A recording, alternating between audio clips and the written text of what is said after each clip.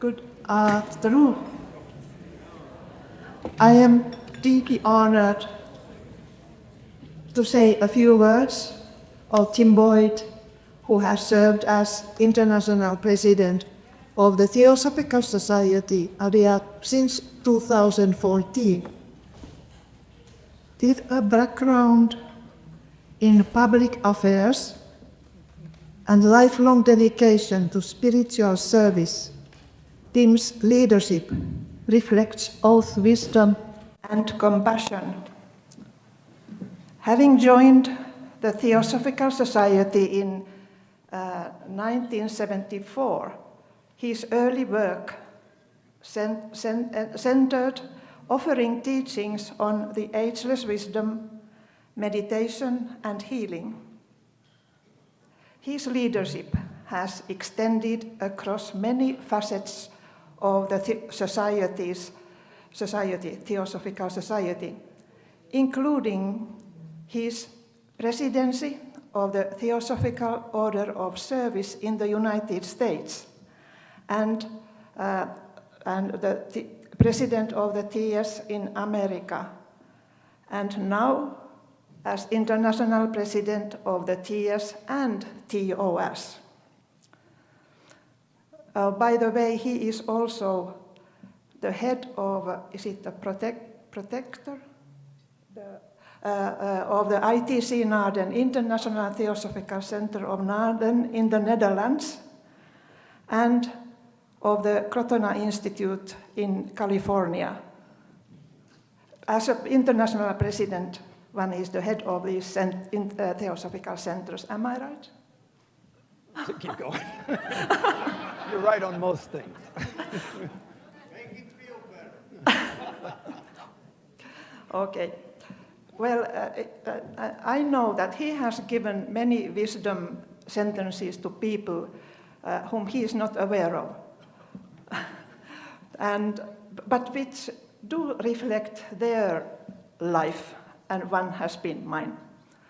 And one sentence, I still go to the personal, although I talked with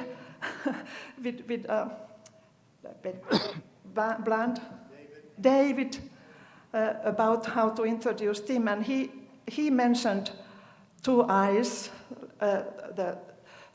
and so wisely that I became a bit hesitant what I was going to say.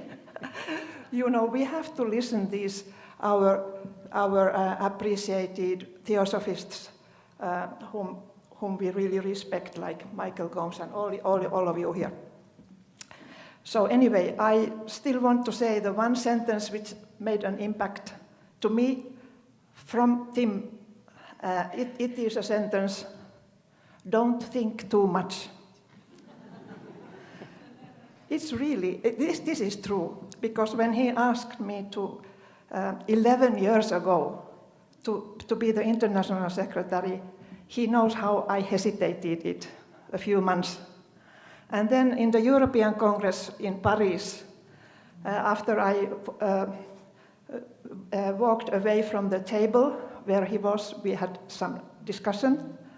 Then he said to me, don't think too much. I was already walking away. And I heard that sentence, but I didn't turn to him and didn't say anything. But the effect of that was kind of freedom to the mind. Don't think too much. And that remained so long time. So his wisdom made me finally say yes. So there is somebody to blame what you got. During his presidency, Tim has revitalized many aspects in TS ADR, absolutely remarkable, including the renovations and improvements in the campus and the buildings themselves, but also educational efforts like we have now the ADR Theosophical Academy there. I think it is now running fourth year, headed by Sonal Murali, But it is team initiation with many supporters for that idea. And also, the strong impact has been in the environmental issues by the project of eco-development. We have now 2 blue-green centers in Adyar, in the main campus side and one in the Olcott school side. And then also reviving the Besant Memorial Animal Dispensary is because of the excellent leadership of Tim. And we need not to forget the young theosophists who get inspired by his presence, his support. And it has really made an impact also in Adyar, which is the international headquarters of the TIAS. But also the School of the Wisdom has received an enlargement, a new scope. That is one thing. And then coming back to the campus operations, we have quite many departments there, and they have now become functional. The cooperation with the staff, with volunteers and scholars is now very working, and thanks to the regular follow-up and discussion what is needed to be for theosophy in the international headquarters. So Tim is also a global speaker and author of this new book, which was launched here in this Congress, On the Verge of Wisdom. Re-elected for a second 7-year term in 2021, Tim continues to guide the society with unwavering integrity, leadership, and vision, fostering a deep sense of unity and insight within the global theosophical community. Let us warmly welcome Tim Boyd. I had asked Marja if she would introduce me. I do say that Marja is one who is not going to put herself in the spotlight in this way, which is part of the reason I wanted her to be there. But also because, as she said, from the time that I arrived in Adyar, Marja has been there continuously. And now I can say without a question that Adyar is alive, Adyar is thriving, it is fully active in many, many ways, but it was not always that way. And so through the difficult moments that it took to arrive at this point, at every step of the way, Marja has witnessed that and has participated and never said enough. Others have, not Marja. So I'm very happy to hear that. I'm also very happy not to hear Wikipedia report on who I might be. So this is very good. I think our time together here so far has been quite wonderful, quite productive, and we're just now midway. And so I would just like to share just a few thoughts while we have this time together. The Theosophical Society at this point, we have been talking a good deal about our 150-year history, and that history has been momentous, and that history has been challenging, of course. But also we're here to talk about the future.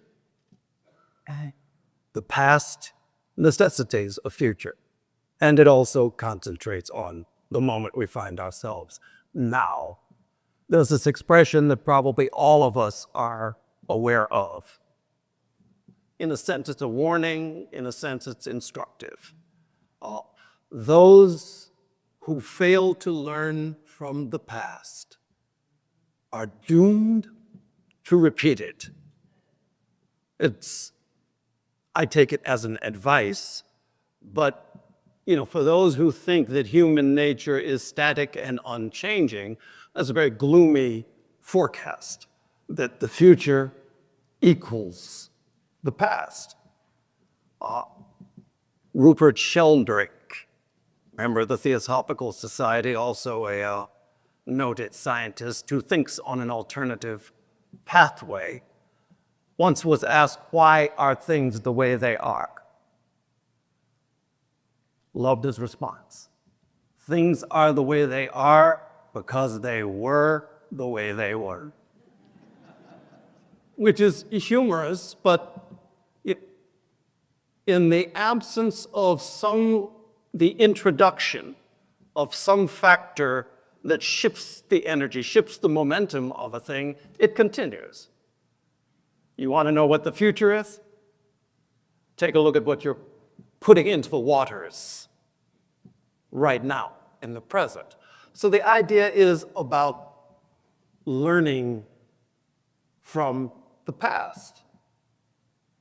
And when we look at that, this is, this idea about we have to learn from our history is one that everyone is aware of. And part of the function of our educational systems, part of the function is to make it so that we understand the past is the ideal. Probably what it is more related to is so that we become aware of the data, the information that we then combine into some form of knowledge, we call it, about the past. So if you're at all like me, the schools that you went to focused on often memorization. 1492, Columbus sailed the ocean blue, things like that. You remember dates. We're taught about good people, bad people. We're taught about social systems, economic systems. And that's what history becomes for us. And so if you ask yourself, if in fact this is a correct description of an educational pattern, an educational conditioning that we have all been exposed to, how has that been working? And again, to see how our education has worked along that line, look to the present. Has the fears related to wars diminished? Have the impact on a global climate diminished? Has the sort of fragmentation that we heard something about this morning, has that diminished? Has that accelerated? Back when the time that the Theosophical Society was founded, it was one of the great concerns of the inner founders of the society that certain things be addressed related to these fragmenting aspects of human direction. In one sense, they were saying we're going in the direction of superstitious behavior. The religious domination of the mind was one of the things that in the Mahat Chohan's letter was addressed. The other was the brutalizing materialism. And the scientific trend was the one that was emphasizing this separation of the human being, this description of reality in terms of the physical only. And so these are some dominant currents. So the attempt to educate has focused largely on the concept of learning. To learn from our history has been a concept that has involved an intellectual approach, which could be said as a partial approach to what knowledge might be. The intellect has been trained, it has been pointed, it has been focused, all with this idea that in some way we are taught that knowledge has a special value. and that knowledge is in fact power. Everybody has heard that. Knowledge is power. And it's not untrue because we know it. I mean, to the extent that we learn something, we master it, we become powerful. If I learn about photography, I'm good with it. I can influence. But it's powerful at its own level. This type of knowledge has been glorified. Understanding is something which has perhaps been ignored. Albert Einstein, if you want to elevate the words that you're saying, quote Einstein. So here's a quote from Einstein. Albert Einstein said, any fool can know. The point is to understand. Any fool, no matter what type of book it is, you can pick it up, you can read it, you can parrot it, you can quote it. You can exceed others in what they know from that same book, but any fool can do that. The Theosophical Society is not formed with the intention of being an academy for fools. The point is something beyond that level of knowledge. Understanding is what's the point of this. Yeah. Perhaps some of you have heard me talk in the past. I have this view of these three categories of things related to the mind and related to that which exceeds the mind. So there's the idea that there's information, these basic building blocks, facts that we all know. And facts are small. It takes a bunch of them before we have something that we can call knowledge, structures. But knowledge is then exceeded by wisdom. Wisdom is the focus of the ageless wisdom, theosophy, the divine wisdom. And wisdom comes in a very different way. And it's something that is not, it's not that we are being denied access to it in our normal educational processes. It's just members of the Theosophical Society, just like everyone else. The schools we went to are the schools that trained everyone else, that has accepted this erroneous approach that glorifies knowledge and its uses, which tend to be for selfish purposes. We went to the same schools. We had the same teachers. And it's the rare person who was in a situation where they were taught by someone with a genuine understanding, someone who recognized that there was more, someone who was capable of leading us along the way, to go beyond just the activity of the intellect to an intuitive approach to learning. Learning and study is something we think we know because we are comfortable within those limitations within which we have been trained. And if you look at it, the popular saying that no problem can be solved on the same level at which it was created. It's something that rings true. And if you look at the problems which are in our faces everywhere that we look in the world, every one of them, there is sufficient knowledge in the world today to address them. If knowledge is powerful,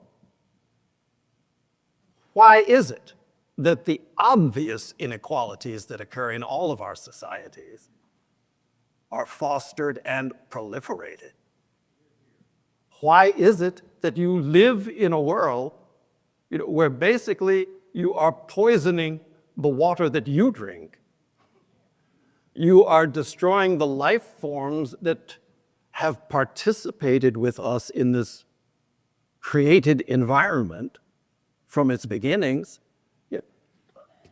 how do you do that if, in fact, the knowledge and the approach to knowledge that has become accepted is accurate? In one sense, you just make the assumption that it is not, and then you're faced with an additional issue. Some of what I'd like to say relates to the way that I'm interested really in the Theosophical Society, in the sense that I really do feel that it is a body that was genuinely brought into being by, it wasn't clever people. It wasn't even exceedingly knowledgeable people that brought this movement into being. Both they and these inner founders acknowledged that there was an intelligence, a consciousness. The masters of the wisdom not only participated, but they talked about it as an experiment. That the time had come where this was worth a try. Whether it succeeded or whether it failed, it was worth a try. And that so long as there was some sense that there was an integrity within this body, it could be something that could have an influence on the misguided directions that were becoming so pronounced. So that was the hope. And we have kind of wandered our way through that hope. But because it is something that does have this capacity to genuinely point us toward an avenue where I called this book that I recently completed On the Verge of Wisdom. And it wasn't just to attempt at modesty, it was to be completely truthful. The hope is that we can come to the border, the verge of genuine wisdom. And that this theosophical movement and those things that are associated with it are ways that can bring us in that direction. But we've got a lot that we have to overcome as members, as an organization. The TS has a history, and just like with the other histories we talk about, those who fail to learn from it are doomed to repeat it. We have this learning opportunity, and we have this desire to learn. So what can we learn? It's been a few years ago now. I was invited to have a conversation. There's a gentleman who lives outside of San Francisco. His name is Michael Murphy. Those of you who are sufficiently old and in the United States, I know Stefan would know of Michael Murphy, he and someone else founded the Esalen Institute in California. Very, very influential in terms of the consciousness movement in the 70s, probably 60s and 70s. But he wanted to have a conversation. And so there was an evening that was set aside for Michael and me and the assembled audience to talk about ideas. The man is a great raconteur. I mean, he has stories that you wouldn't believe. A lot of them very, very good. But his whole focus has been on this whole consciousness movement. And so we talked, enjoyed the conversation, went in a lot of different directions, quite profound. And then it came question and answer time. And a gentleman stood up to ask a question. And, at least in my position, very often when you have question and answers, what you get is a statement and you have to ask, what's the question?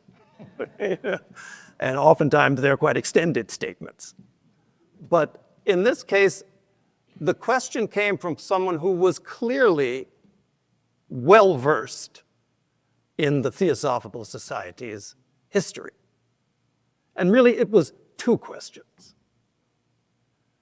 And one of them related to this. to paraphrase what the question might have been, it was the Theosophical Society focuses on unity, described as universal brotherhood. And yet, in its history, it has experienced so many different splits, so many different divisions within its own body. How can you justify that this organization that can't itself remain whole can stand for unity, can stand for the things that it proclaims? You know, it's one of those questions where you can hear it one way or you can hear it another. I mean, to his mind, I saw him standing there because if it was a boxing match, he had me on the ropes. But I didn't hear it that way. I don't hear it that way now.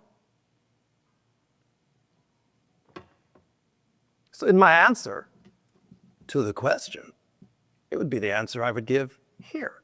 Actually, if I'm not mistaken, I think it's tomorrow, we have members from a variety of the different theosophical groups that exist in the world. And the idea is for us to sit down and we're going to talk. We all know each other anyway, so it's not too hard to talk. But my view of it is this. First of all, oftentimes as I travel around and you hear people talk about theosophy, different meetings, it's not uncommon to hear someone say, theosophy is, and then, you fill in the blank. Theosophy is its history. Theosophy is about the 7 planes. Theosophy is Blavatsky and Blavatsky only. Theosophy is. And to a certain extent, sometimes I have to refrain. But at other times, I do have to make the point that HPB made the statement. She could not tell you. She gave no specific, concise, repeatable, elevator concept about what is theosophy. She said a number of things. So, just in the interest of basic humility, if HPB couldn't say it, a little humility is called for on our part. It could be said, and it wouldn't dilute your point, to say that my understanding of theosophy is, and then you fill in the blank. So there is that, but in these supposed splits, supposed divisions that happened over the history of the TS, most of the time it was something where an individual, a sincere and devoted individual to the cause and to the study of the theosophy and the theosophical movement, in some way had some profound vision, some profound understanding, unique to them, or perhaps not unique to them, but became such a strong force within them that was something that required a different platform in order to be shared. It happened a number of times. You had Rudolf Steiner, and that morphed into the anthroposophical movement. You've had various people at various times.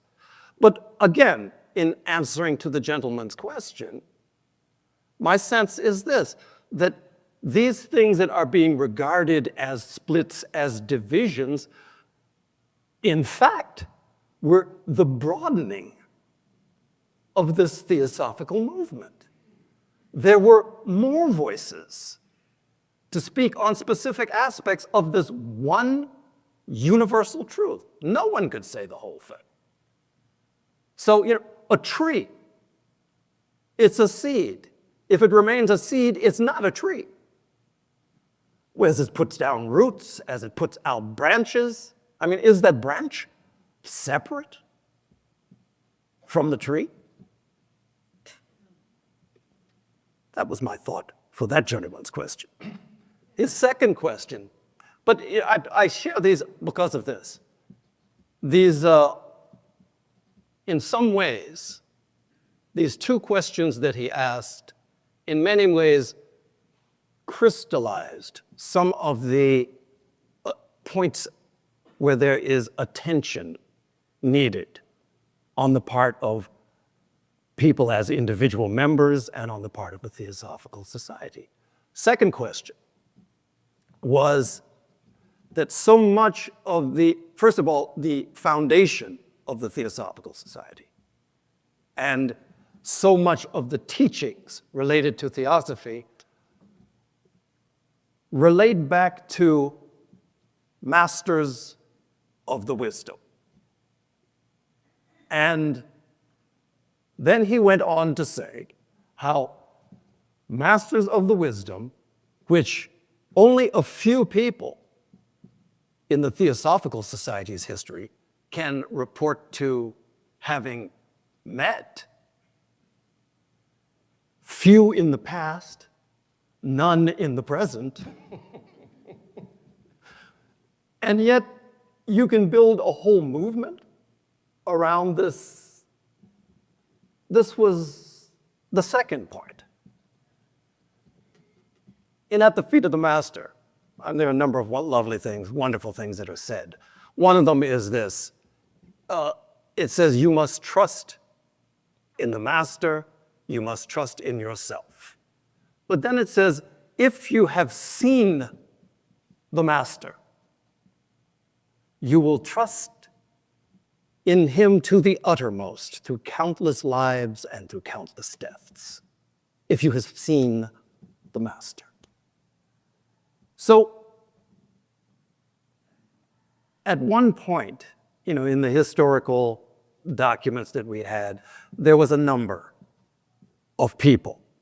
Researchers had determined that there were, I forget where it was, 25 or 26. You might know Michael, because I think you wrote it. 25 or 26 people who had a direct encounter with the Master. Later years, a gentleman, Ram Kumar Singh, who lives in Florida right now, he researched that extensively. We published it in the magazine. He managed to up the number to 51. That's not a lot. So what does it mean? If you're going to base and point to what these great ones have said, and you don't know anything about them except what has been said by others, that was the challenge of the second question. So, I ask you, what does it mean to see the Master?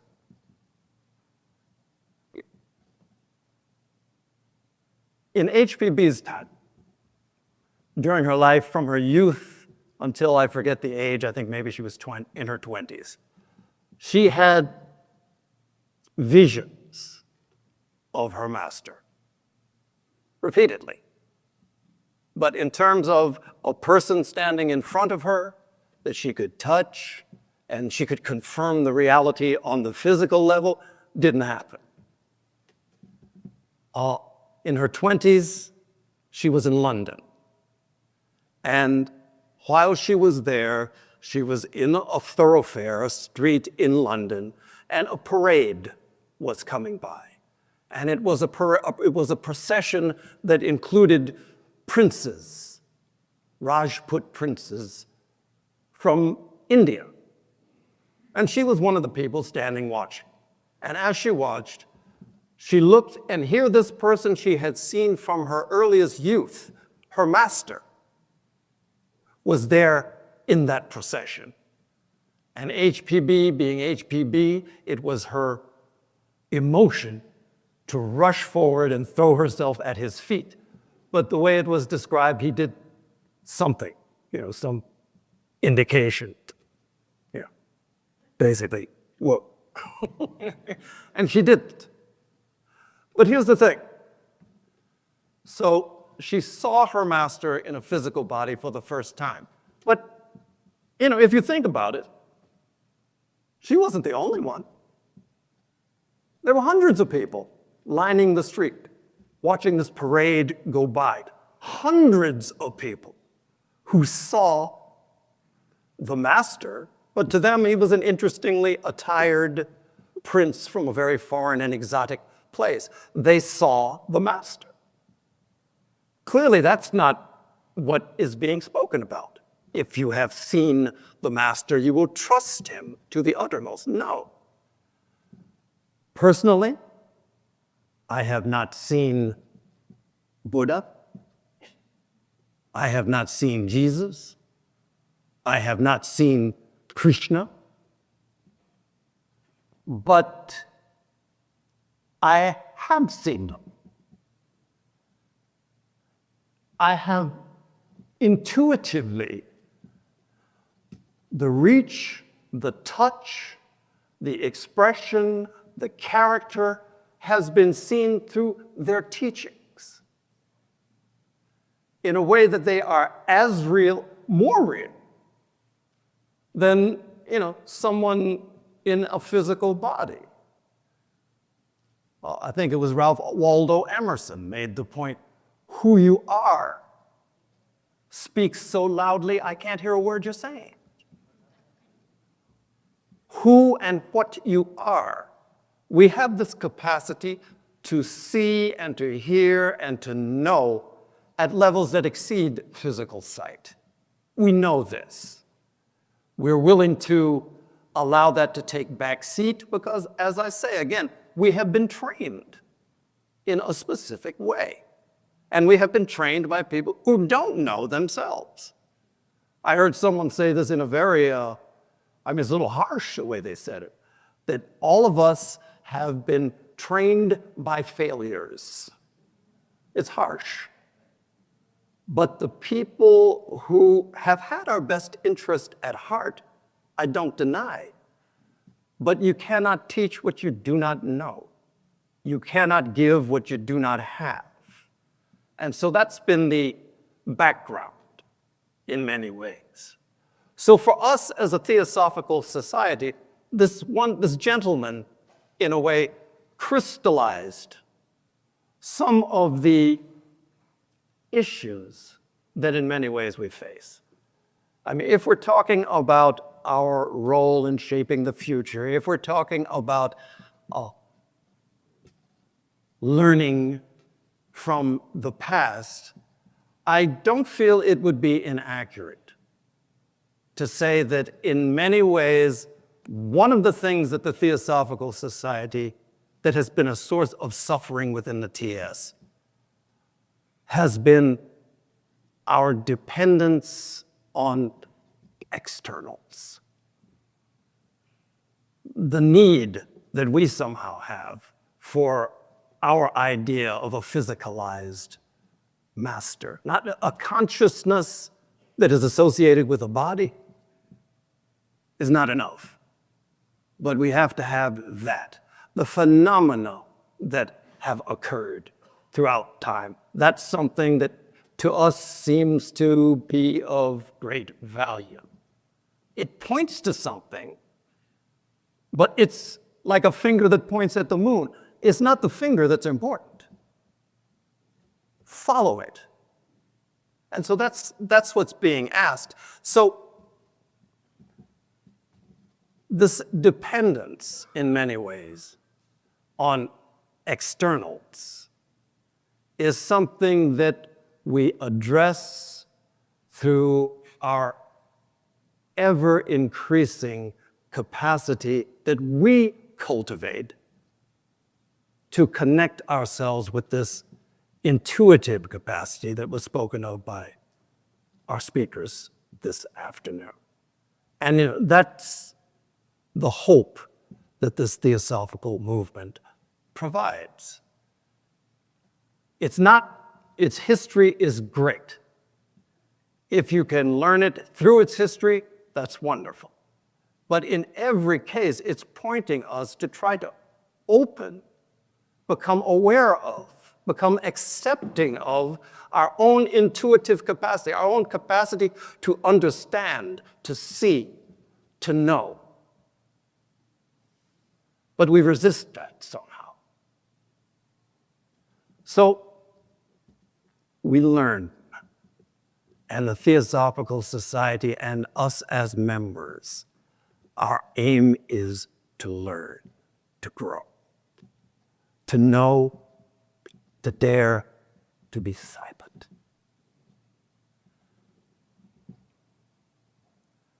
So I wanted to talk a bit. Actually, the title of the talk was Next Steps. So it might be good if I talked something about that. Next steps.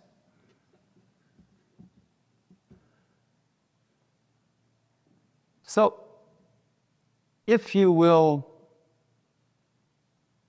forgive me, rather than speak about this in a theoretical manner, I'd prefer to kind of address it from the point of view of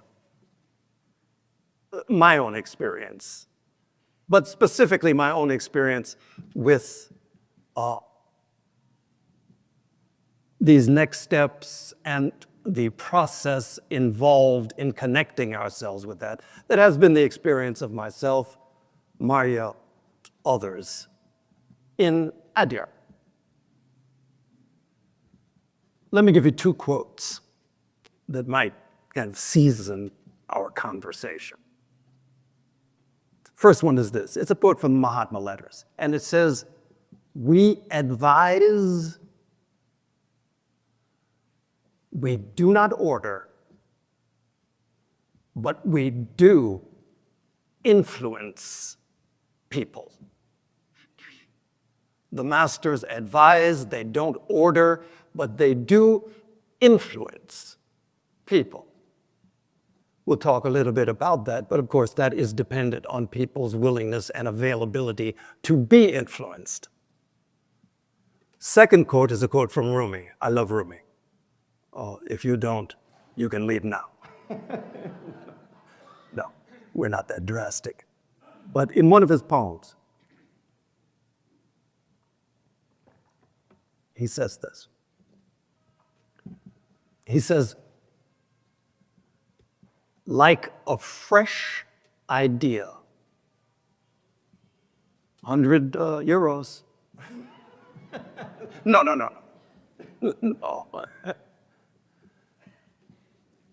Like a fresh idea in an artist's mind, you fashion things before they come into being.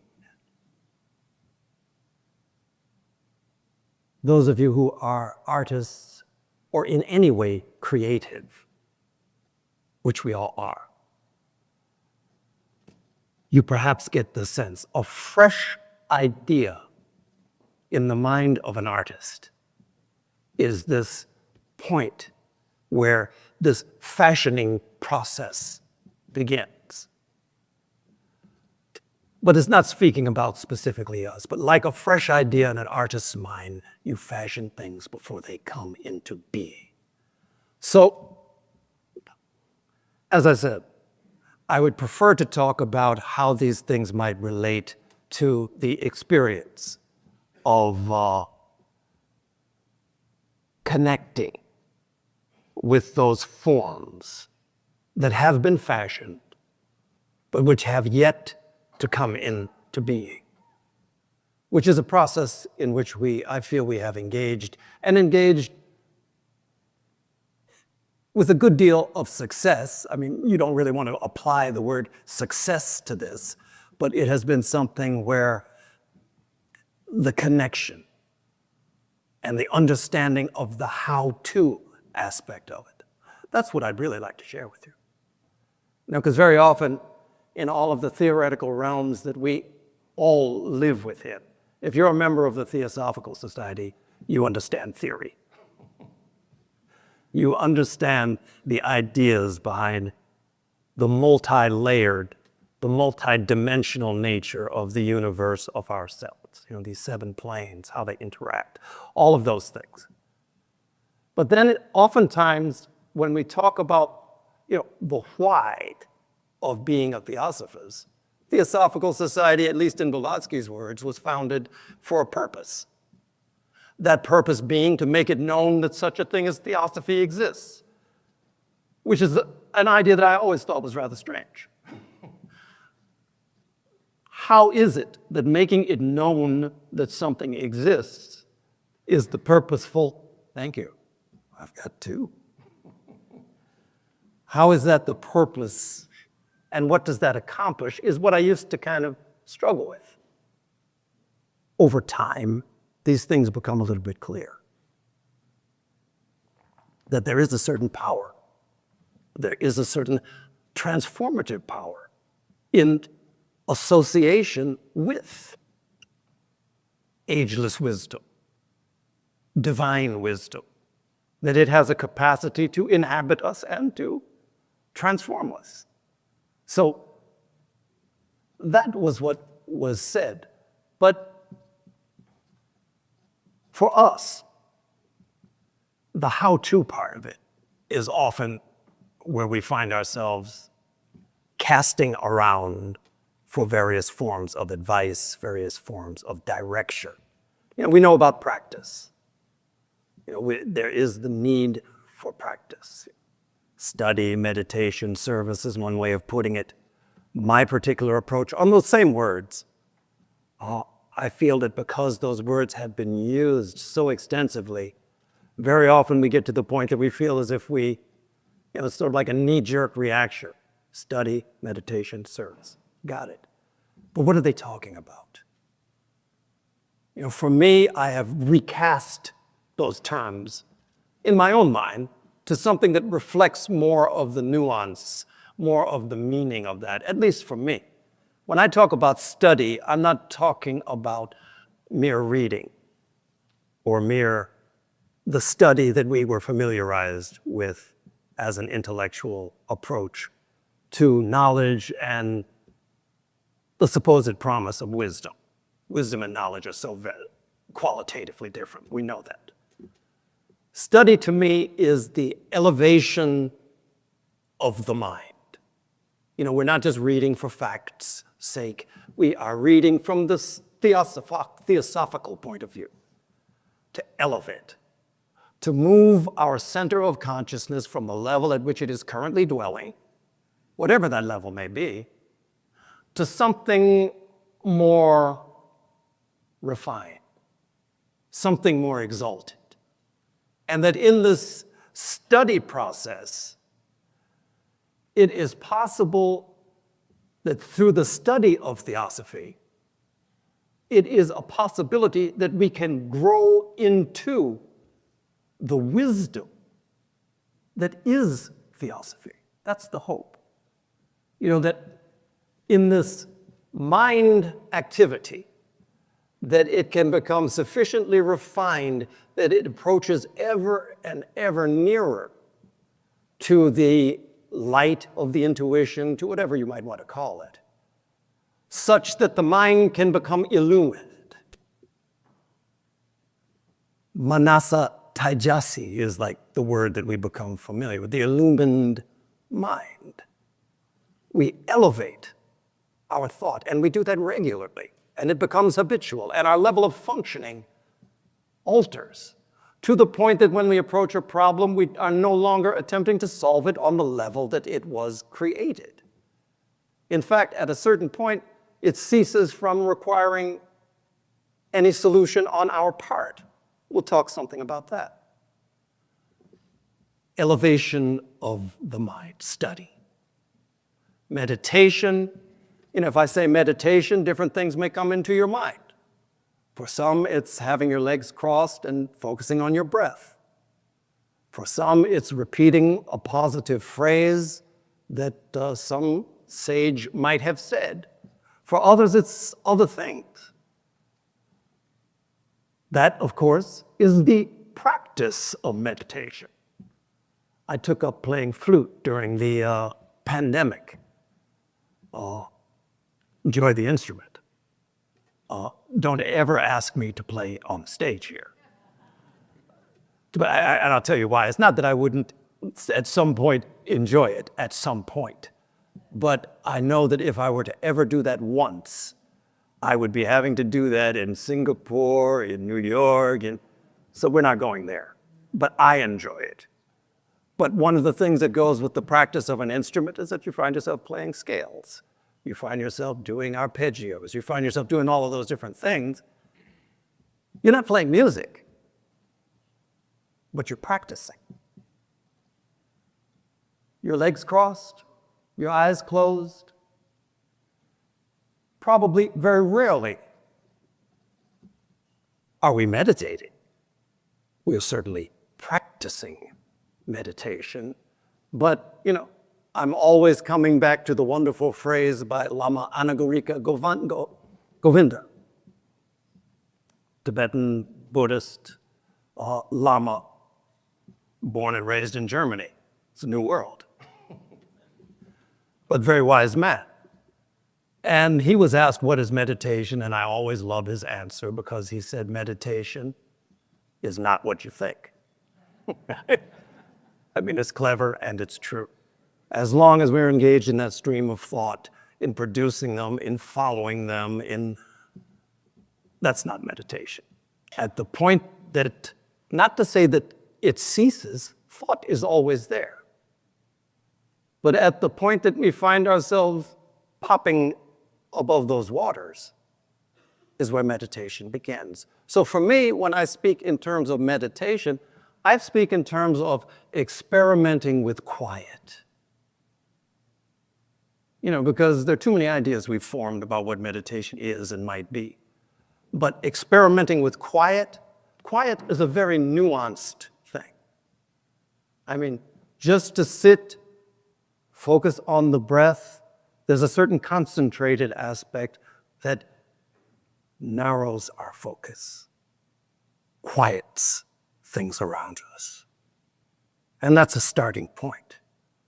But then there are those levels that occur beneath that where something that we could describe as actual stillness is our experience, where there is no fixation with ourselves, with the world around us, with our grocery list for tomorrow. There's a stillness that we find is a capacity as we experiment with quiet. And then, of course, the culmination is what we might describe as silence, where the world, I, all of the productions of the I, that becomes quiet. And there is this absorption. In yoga tradition, they talk about dharana, concentration, dhyana, meditation, samadhi, absorption. But it all is part of this process of practice that involves what we speak of as meditation, termed for me, experimenting with quiet. And then, of course, service, which is often, the TOS conference begins after this one, Theosophical Order of Service. In the practice tradition of the Theosophical Society, service is preeminent. And for many people, it's the one factor that we feel maybe it's not necessary. That I'm doing my meditation, I've done my study, service, maybe I can get around to it. But it is, in fact, the catalyst that leads to all of these deepening levels of understanding. And for service, again, in Tim's reframing of the language, I speak of it as conscious, compassionate activity. The point being that we bring all of this to consciousness. Awareness is the key, and compassion. So this is the practice element. But so in this how-to, related to these next steps that I'm going to share, I guess. How do you do that? Because basically, as I said, the process we are engaged in the work that we have tried to do on behalf of the Theosophical Society in Adyar, has been this process of trying to connect ourselves with those fresh ideas that have been fashioned before they come into being. Connect ourselves with the masters. You know, outside of my office in Adyar, there's a sign that was put there initially by Annie Besant. It says, Adyar, the master's home. It's a wonderful reminder, you know, when I'm looking at my computer, sitting in the place where HPB was writing, you know, the collected writings. It's good to look out the window and forget about the email for a moment, that this is, in fact, the master's home. So, you know, let me put it this way. In all of what we have tried to do, nobody else would say it this way, I'm sure. That what we have had from the beginning is what I would call a master plan. Not because we had any real idea of what we were going to do. Not at all. The master plan was the plan to connect in some way with the focus, the intent, the energy of those that produced this society and brought all of these things that we're experiencing now here together into being. How do we connect with that? How to? So, along that line, a brief little story. There was apparently a person who came once to a great spiritual master to ask a question. They were burning with desire and wanted to get in touch with this source of wisdom, this elder. And the question was simple. The question was, in speaking to this great spiritual master, the question that was asked is, what can I do to help you? Knowing that great beings have great works, demanding works, and that they are always in need. You know, the masters in and of themselves, a lot of people spend a lot of time in what they might call praying or petitioning the masters. You know, very often, sending up requests for so many unmerited benefits that it's, it has to create something of a cloud in terms of getting through. But the how-to part of it has been this. The question was asked, what can I do to help you? And the answer was even briefer.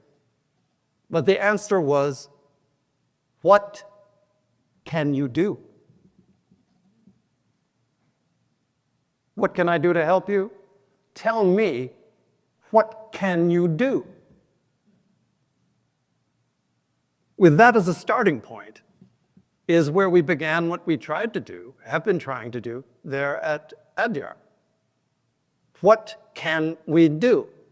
Can we change the course of world events with the wave of a hand, with a meditation that we do, together at one time? Maybe, but it hasn't happened yet. What can we do? So, faced with the master's home, and we're talking about 12 years ago now, walking in the door, it became clear that maybe we will not, at this point, be ready to establish, the energetic center for the planet Earth. But we have people who live here, people who have devoted themselves to this work. And when we got there, it was the fact that probably 80–90% of the people who were living there, if it rained, every one of them had to get a bucket inside of their houses to catch the rain. So, it's not an aha moment. It's like people If you cannot do better than that, that's fine. It's not about luxury. It's not about excessive comfort. It's about basic regard for one another. What can I do? We can do that. People had no leaks in their homes. You know, one of the questions that may arise within your minds as we go along is, what does any of this have to do with theosophy? We'll get to that. But then, you know, as we went with that, it was clear that we had a campus that was in dire need of attention. I mean, the basic, if you or I in our homes were to invite a great person to come and visit with us, you wouldn't bring them in and welcome them with dishes in the sink, with the bed unmade, with the floor unswept. You wouldn't do it. It would not be a host for a high presence. For us, those were things that we had to pay attention to. Do we value the appearance? Do we value the upkeep? Do we express a love for the beauty that is here? Or have we forgotten that? That's something that we could work on. As we started to work on these various things, you started to find that other opportunities, previously unseen, presented themselves. The question always, what can I do? Next steps, we started to think about perhaps re-envisioning the way that some of our activities function. I mean, we were, as theosophists, we have a love, we have a respect, we have a concern for all life. Part of that reflected itself in our work with animal welfare. We had a Besant Memorial Animal Dispensary where we took care, there were many stray dogs, and a lot of them were being taken care of. But that had declined. And so what we had was well-meaning theosophists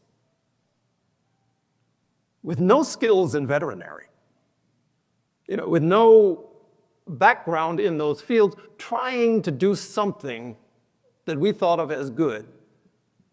And in that process, perhaps doing even harm out of our desire to do good unskillfully.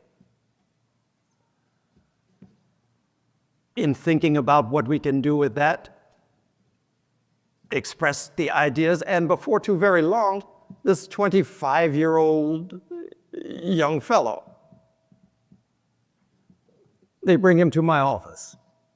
And he's a person who's very much into animal care and he's never run a clinic. But he's there and he's talking to me about it. And we decided to give him a try. 25. You know, you're taking a chance on a 25-year-old no matter what. If he tells me he's Jesus, I would vet him. But Shravan, Krishna, put it into his hands. As it turns out, the man was brilliant. Not only his organizational skills, but his vision for the care for animals was exceptional. That activity that was dying is now, without question, probably the best activity of its type in southern India. And it's the Theosophical Societies. The person required to meet the need appeared. The things that had been fashioned that have not yet come into being started to appear, and they dropped in as various different ideas that became ensouled by people. Similarly with our Olcott Memorial Higher Secondary School, a school that is now more than 130 years old, founded by Colonel Olcott. Yeah. He was sitting outside one day and these kids were coming by him, should have been at school, but they're not there. And he asks them why. And the reason was because in the system that was India at the time, they were of a group of people who were not allowed to be educated. That's just the way it worked. There was no school that was there for them. Olcott, being Olcott, went straight out, founded a school specifically for these people who were being denied any access to education. And that's been in process for 130 years now. But we were at a crisis point with that. And again, which way do you go? You struggle, you think, you do the work, you try, and then another remarkable one is directed to our doorstep, who takes on this project and has enlivened it to the point that it has become so attractive to other people. They see the good work that's being done, and they want to try and help it, they want to try and fund it, they want to try and give medical care, all of the things. That's one thing. So we started to re-envision what it is that we can do with things that we have already have done, existing things. And as we started to look, the things where we could put our eye and the things where we could identify, what can I do, started to mount. We had an archives that was in the headquarters building. It was right there for a long, long time. I don't remember the exact year, but I was there when we had the record flooding that took place in Chennai. And it was to the point where the waters were rising to the point where we had to take everything out of the archives and bring it up to the president's office in that area, for fear that if it went up another couple of inches, the historical records of not just the Theosophical Society, but of value to the world would be destroyed. So, what can we do? We moved the archives. We repurposed a different space, made for an up-to-date modern archives. But before we even got to that, our archives had developed into a fortress. I mean, there were people in the world longing for, asking for access to our archival materials. We have things on Gandhi, Annie Besant, Rabindranath Tagore. The history of the Theosophical Society touches the history of India, modern India, at every single point. Politically, it has touched it. We can talk about that. But scholars, people who wanted to write about it because of the experiences that had perhaps been the experience of the TS in the past. What we learned from the past was that you better fortify it because people will use your materials to talk badly about you.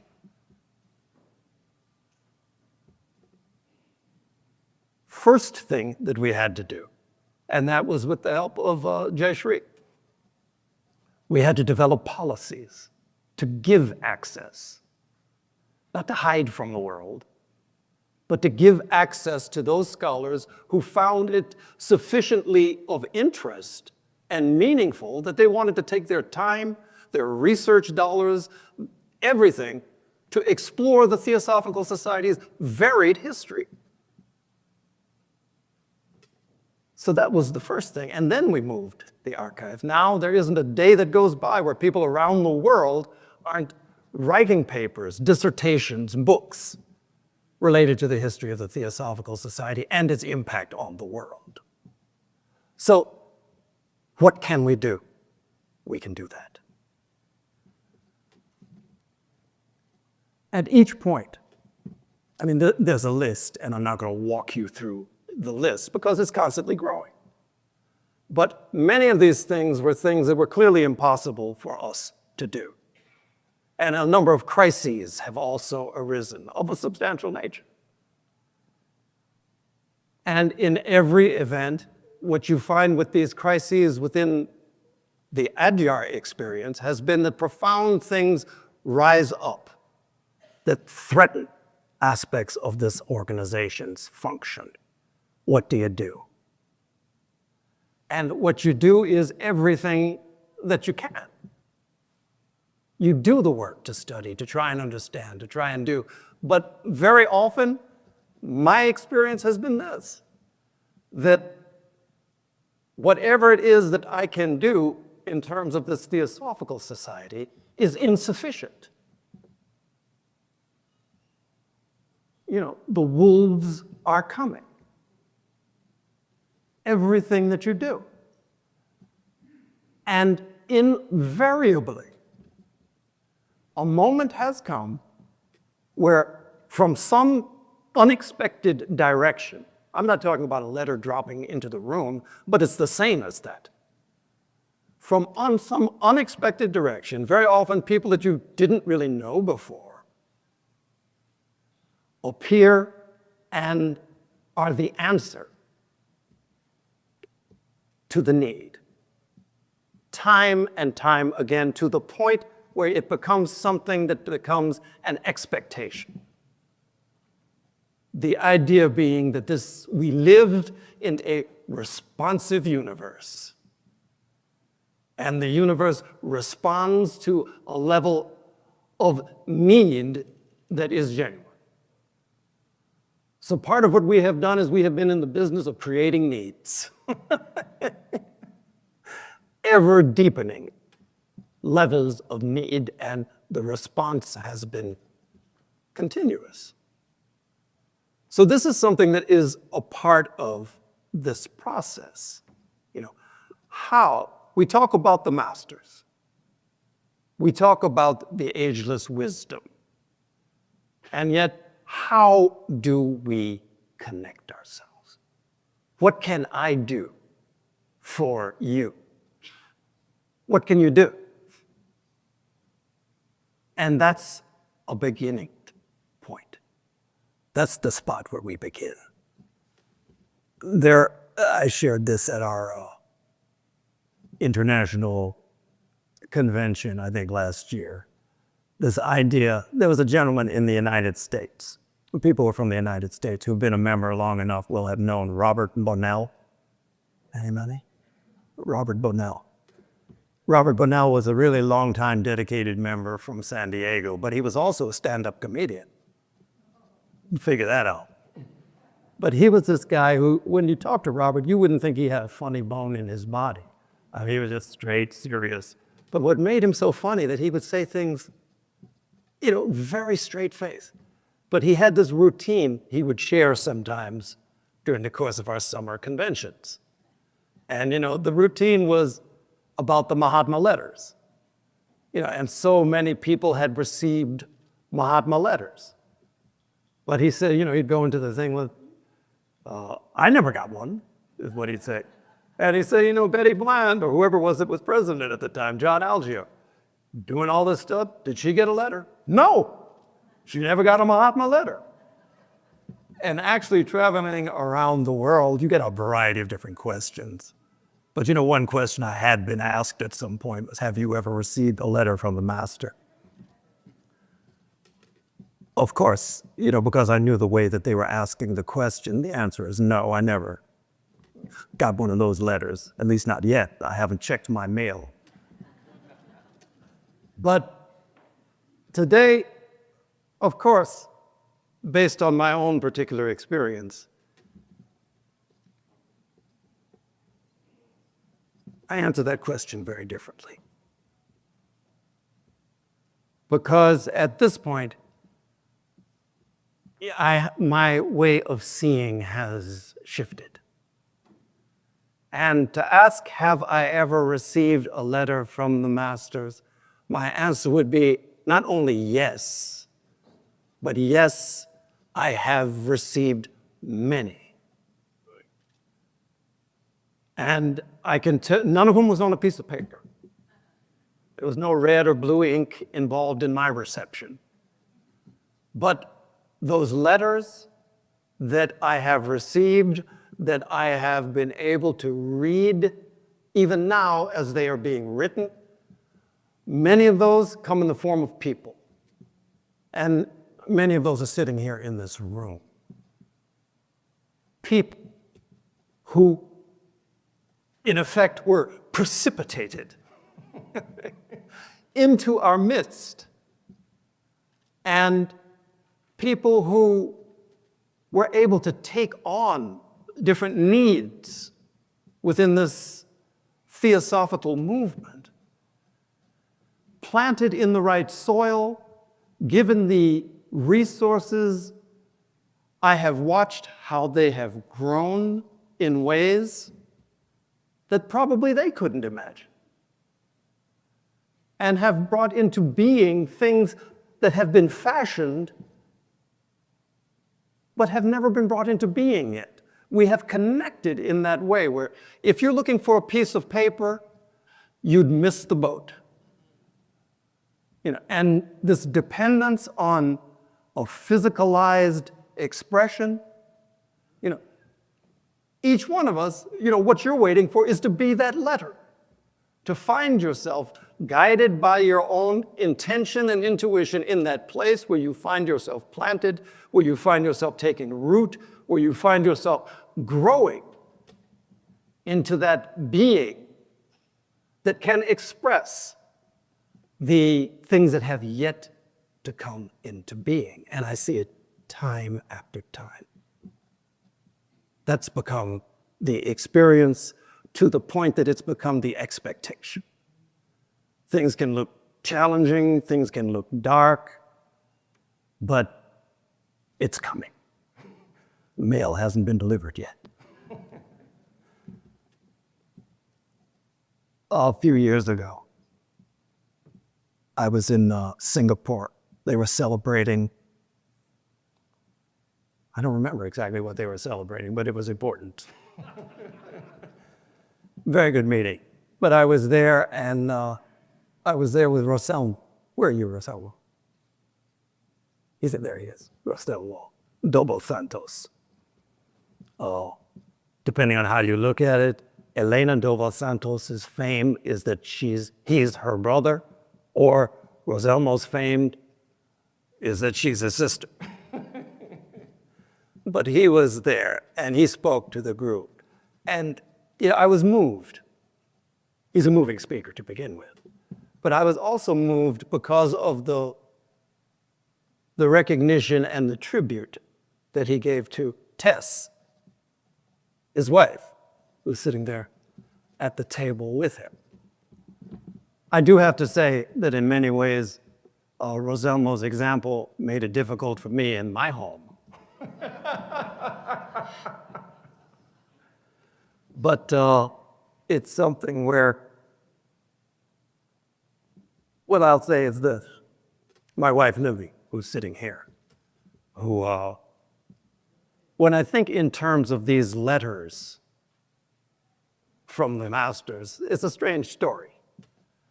But we were married, and I was aware, I was completely aware. We were in Chicago. I was active in the Theosophical Society, but I was not internationally active. I supported everything. But U.S. was where my home was. U.S. was where I was functioning.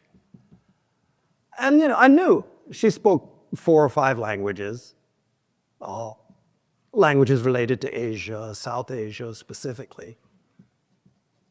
And, one in particular, the reason I knew that she spoke this language and spoke it fluently is that she would call to her sister, and they would be talking on the phone.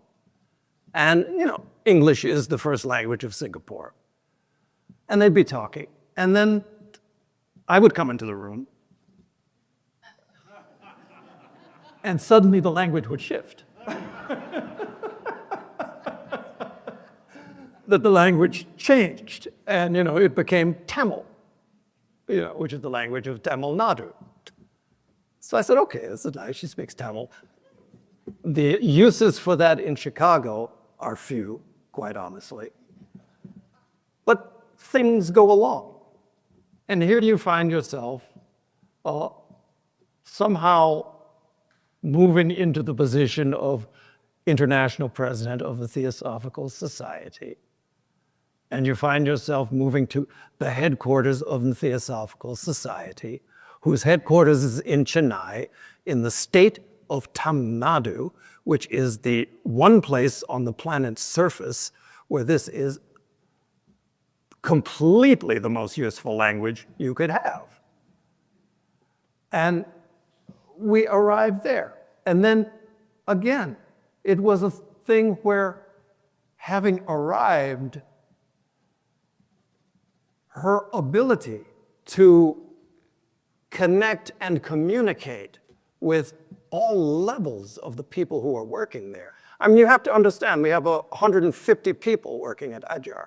All of them are not theosophists. Many of them like what we stand for, but many of them are there because they need to feed their families. And so that whole level of people she has been able to communicate with. I can tell you, at Adyar, I'm fairly sure that most people like me, all certainly respect me, but Lily, somehow they love. It's like, it's like Tim is chopped liver over there. So planted in that particular soil,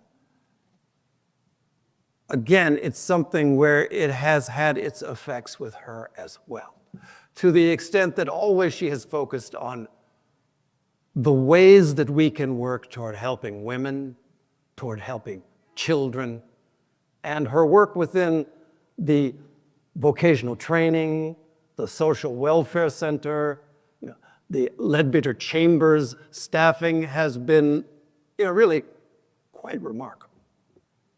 And so again, where does this come? This language that only occurred when I was in the room now becomes a tool towards something else. So this is the way that it works. And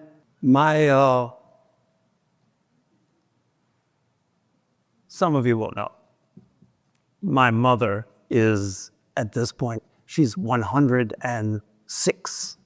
It goes on.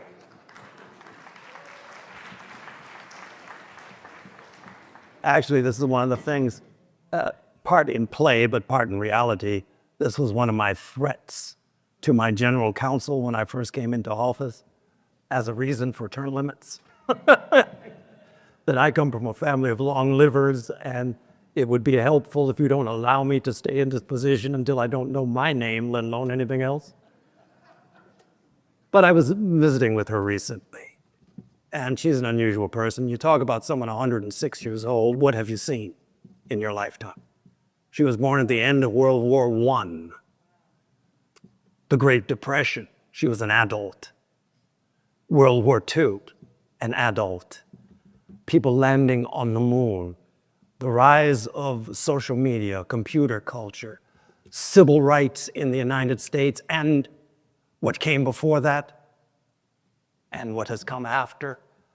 These are the things that you see. Plus, at 106, every single person that was your friend, your relative growing up, it's gone. That's what you see with time. And recently, I was with her and, watching some of the gloomy news on the television, turned it off, and we were talking. And I asked her, I said, Mom, she was commenting on it. I said, Mom, all of these things, are you hopeful? Are you hopeful for our future possibilities? If you were to ask me, I probably would have to give that a moment's thought. Yes, but, kind of a long run thing. Her response was immediate, and her response was, yes, I'm hopeful. Of course. Why? The story we've just been watching is not what you're getting your hope from. Why? And again, her answer was immediate. Because always there are positive people appearing in the world. Hear, hear.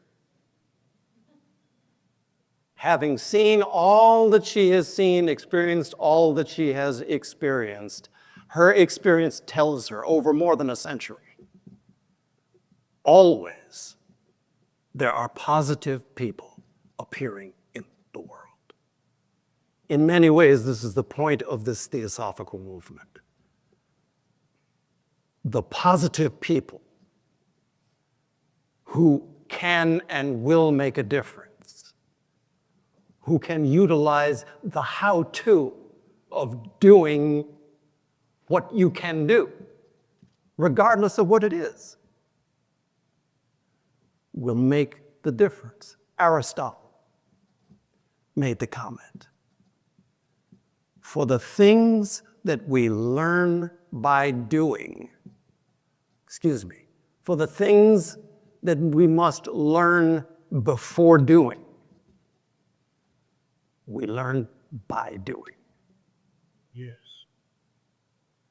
For the shifts that Elizabeth May and others have talked about during the course of our time, that is the basis of this whole theosophical idea, that we can transform, that we will transform. The things that we need to learn before we can do them, we learn by doing them. Soul learning. We can connect with those fresh ideas that have been fashioned in the minds of the great ones that have yet to come into being. That's how this theosophical society came into being. We can make that connection. And again, it begins with motive, it continues with practice, but that's what lies before us. If we learn in a real way of learning about our real history, which is a history of glory and splendor and possibility, then that's the future that we can anticipate. So I invite you all to embrace some aspect of that in the way that you conduct yourselves, in the way that you live your lives, in the way that you focus your intentions. I'm quite certain, honestly, that we'll get there. I'm also certain that it doesn't come without challenges. So I think we're ready. But in any event, I do so much thank you for your attention during this time we've had together. It's wonderful. Again, this is an event. We think of it in many ways as something intended for us, for our advancement. But to the degree that the type of harmony that we have developed, at least in this moment, this is what these meetings are for. In the sense that it allows for those great ones to make their way into the world. They look for windows of harmony. Where they find it in an individual, they flow through it. Where they find it in a moment such as this, it's magnified. And we each have been participating in it, and we each have been touched by it. So treasure this moment. So with that, once again, thank you. Thank you.